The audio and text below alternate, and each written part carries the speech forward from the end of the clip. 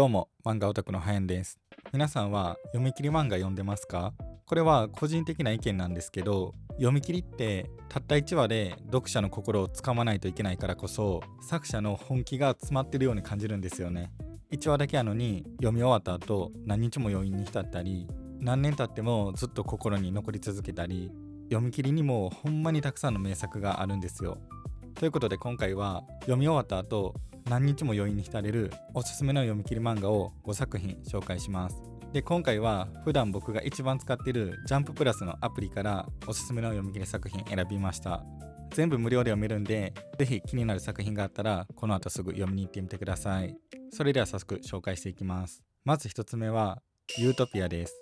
舞台は地球温暖化が進み、夏に外で遊ぶことすら難しくなった2045年。子供たちは暑さを避けるため地下道を使って学校に通い、外に出られる時間もわずか5分ほどに制限されていました。そんな未来を生きる子供たちが昔の人たちが経験していたという本物の夏を知るため、小さな冒険へと踏み出します。失われつつある夏をめぐるひと夏の SF ジュブナイルです。正直この作品が好きすぎてこれを紹介したいがためにこの企画作ったまであります。僕はこの作品読み終わった後、短い漫画を読んだっていうより一本の映画を見終わったような感覚になりました。読んでる間の空気感とか夏の光とか子供たちの表情とか読み終わった後の余韻まで全部がほんまに美しかったです。この漫画はこういうところが面白くてこういうところが魅力的ですって理屈で説明するより実際に読んで体感してほしいです。ほんまに今年の夏も暑いんで、この夏一番読んでほしい読み切り漫画です。続いて2つ目は心霊写真師河野三郎です。心霊写真を撮ることで幽霊を成仏させる写真師河野三郎。彼はある日、女性が亡くなった訳ありの部屋を訪れ、そこで隣に住む一人の少年と出会います。亡くなった女性について少年から話を聞いていくうちに少しずつ隠された真相へ近づいていきます。恐怖の先に優しさが待っている心霊ミステリーです。この作品は約束のネバーランドで有名な白井海優先生と出水ポスカ先生の作品です。タイトルとか序盤の不気味な雰囲気から最初は普通に怖いホラー漫画やと思って読んでたんですけど、読み進めていくうちに少しずつ雰囲気が変わっていって作品に対する印象が最初と最後でガラッと変わるんですよ。亡くなった人と残された人、それぞれの思いが丁寧に描かれています。怖さの中に人の優しさがあって読み終わった後に残る余韻がほんまに心地よかったです。ほんまに短い話の中に物語がめちゃくちゃ綺麗にまとまってるんで、ぜひ読んでみてください。続いて3つ目は慣習の王です。若くして国の王となったファスラーン王。周囲からは優れた王とは見られていませんでしたが、先代の王とは違い数多くの妾には目もくれず、ただ一人の女性だけを愛し続けていました。しかしその最愛の女性は何者かによって命を奪われてしまいます。彼女を失った王は彼女が生前続けていたある慣習を利用して静かな復讐へと歩み始めます。一途な愛と復讐を描く切なく美しい宮廷ファンタジーです。この作品で特に心に残ったのが終盤で王が口にするとある一言です。ほんまに短い言葉なんですけど、その中に愛情とか後悔とか最愛の人が亡くなった後も消えることのなかった思いが全部詰まっているように感じました。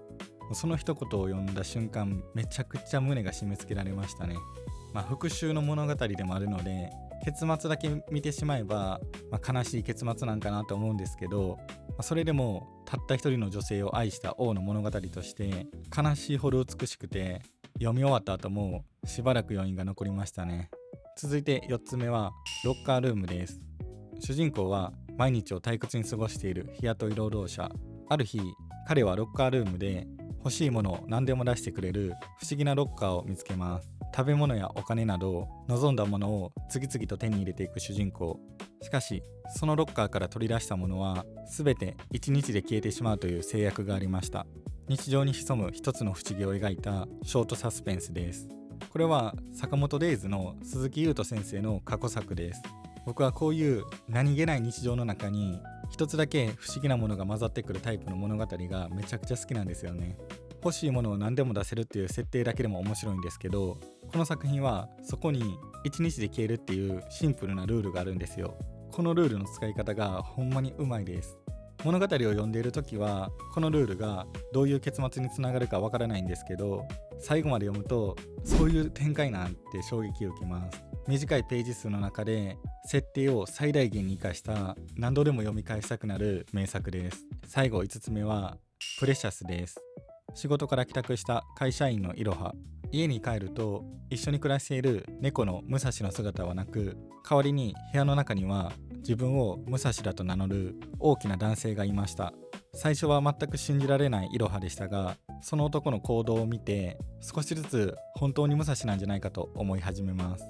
こうして人間の姿になった武蔵との不思議で賑やかな生活が始まります。猫と飼い主の絆を描いた笑って泣ける感動の物語です。この作品は序盤はめっちゃ笑えるんですよ。体は大きい男性やのに行動が猫っていうこのギャップが面白くて、賑やかな日常コメディかなって思って読んでたんですけど、でも物語が進んでいって武蔵が人間になって現れた本当の理由を知った時、物語の見え方が一気に変わります。最初に笑って読んでた分、真相を知った時の衝撃がほんまに大きくてめちゃくちゃ泣きました。ほんまに誰が読んでも刺さるテーマかなと思います。今仕事や学校で忙しい日々を送っている人にぜひ読んでほしい作品です。読む人の心を優しく包み込んでくれるような温かくて泣ける作品です。ということで今回はおすすめの読み切り漫画を5作品紹介しました。どの作品も短い時間で読めるのに、読み終わった後には長編作品にも負けないぐらい大きな余韻を残してくれる作品ばっかりです。今回紹介した作品はジャンプラのアプリで無料で読むことができるんで、気になった作品があればぜひ読んでみてください。ということで今回の動画が面白かった、参考になったっていう人はチャンネル登録、高評価、ハイプよろしくお願いします。皆さんのおすすめの読み切り漫画もぜひコメントで教えてください。それでは本日もご視聴いただきありがとうございました。